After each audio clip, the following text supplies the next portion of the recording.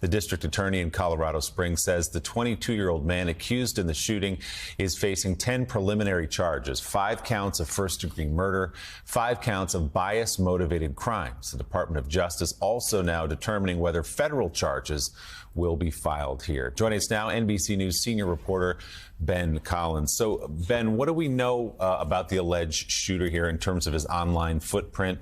If you can't find it, nobody can. You're always, in these dark corners of the internet as part of the work you do. What do we know about this guy? Yeah, there's nothing under his name. And for a 22-year-old, that is not particularly different than most people. Young people now tend to have usernames that have nothing to do with their name or not traceable to their actual name. We do know that he was, he made this bomb threat with his mom in the house. There's this video of this. His mom took a Facebook Live of this happening in real time. This was last year. This was last year. And he was let out. That is the unclear thing. Here he is, arriving back from jail.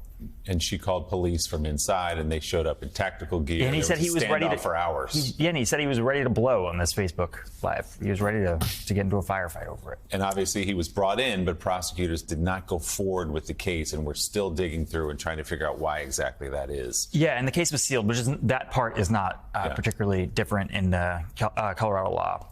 I do want to say, though, am I doing something wrong here? Here are some headlines that I wrote the last 6 months. Fueled by internet's far-right machine, anti-LGBTQ threats shut down trans rights and drag events. Remember, there was a drag event happening in Colorado.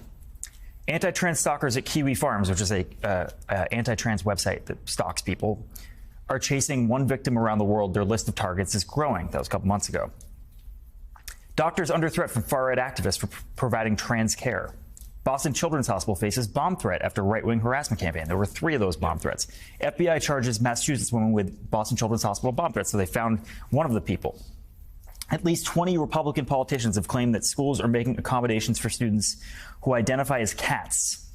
That was before the midterms. Here are 3 more from my colleagues in the last 3 weeks. As election nears, some conservative groups have ramped up anti-trans campaign ads. Far-right figures appear to be testing Twitter's boundaries for anti-LGBTQ speech.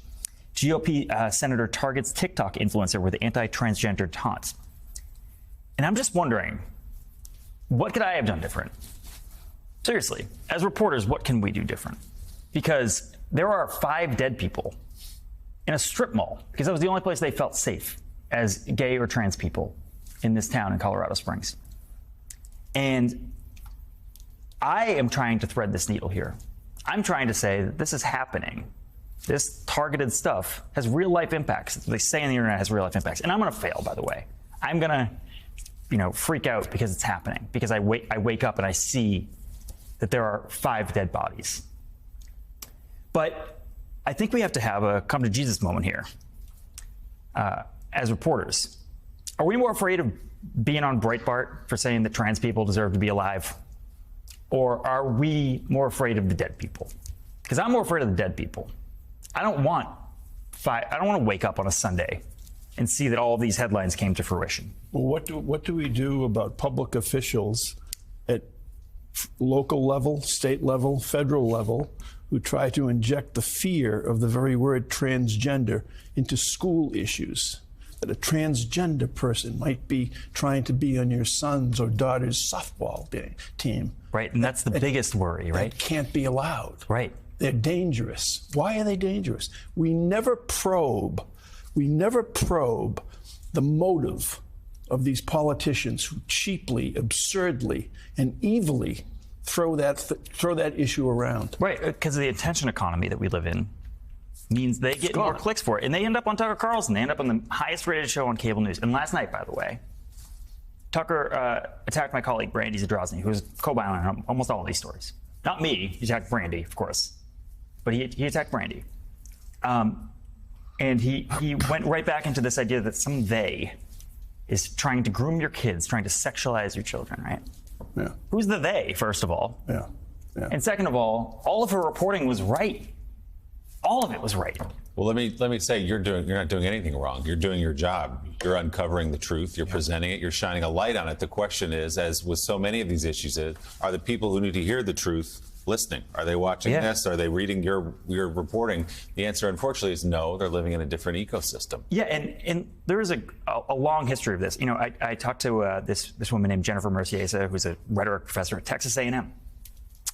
And she was telling me about this thing called hate objects that come up in, you know, pre-fascist governments, where they take people they describe as degenerates, right?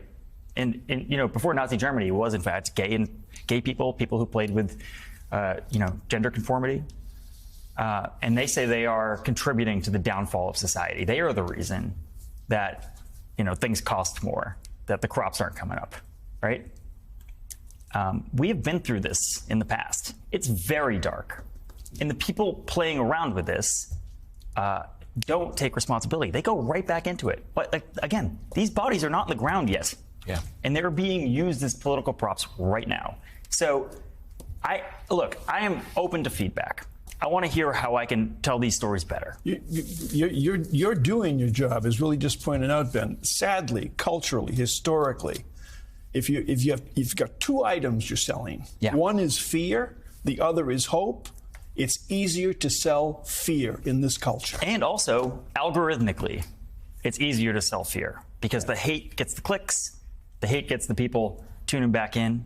It gets the hate objects. You create new hate objects every time. And Claire, as with so many of these issues, it may be a game for politicians to get votes. It may be a game for TV hosts to get viewers. It may be a game for websites to get clicks. But there are people in this culture, there are people in our society who get the signal that's being put out there and are listening when they're told to do something about it. Yeah, Donald Trump has written a playbook that a lot of politicians are now following. Forget about whether he's in Georgia or out of Georgia, whether he should be the candidate or shouldn't be the candidate. He's taught these folks that culture wars win. I mean, Ron DeSantis is embracing this with everything he's got, that somehow making people different than you a bad guy gets people to vote for you. Appealing to people's sense that somebody is an other than gets people to vote for you. It is terribly depressing and evil and bad for our country. And I don't think the majority of Americans approve of it. And what you get when you embrace culture wars as your main political platform, you get violence. Ben, we'll give you the last word on this. That's exactly right, what Claire just said. These people are being used as props right now. They're being used as props explicitly for electoral or monetary purpose. And right now, the fact that 12 hours, 24 hours after a shooting, there is no inward reflection here. It's just, you know, continue to use these people as props. Continue to use the grief of these people as props. I think as reporters, we got to look in here and double down. Who are we afflicting here? If not the people who are grieving, by not standing with them. And by the way, I really want to say, Maura Barrett, who's on the ground for us, by the way, has done incredible reporting here. And she talked to a person who lived through that shooting. And they called home, and the family members at home said, well, you have to look inward at your degenerate, you know, at your lifestyle. This person just saw 5 people die, and that was the response. And that's because that's an acceptable response right now from the guys across the street at the other cable network and an entire political party. On the other side of that, Richard Fierro, the hero who stopped the shooting, who served several tours in Iraq and Afghanistan, who earned 2 Bronze Stars, said this to the New York Times. He was there with his wife and his daughter and her boyfriend at a drag show that night. He said, these kids just want to have a good time. Have at it. I'm happy about it because that is what I fought for, so they can do whatever the hell they want. That's the word of Richard Fierro. NBC News senior reporter Ben Collins, thanks so much, and thanks for your reporting. We appreciate it.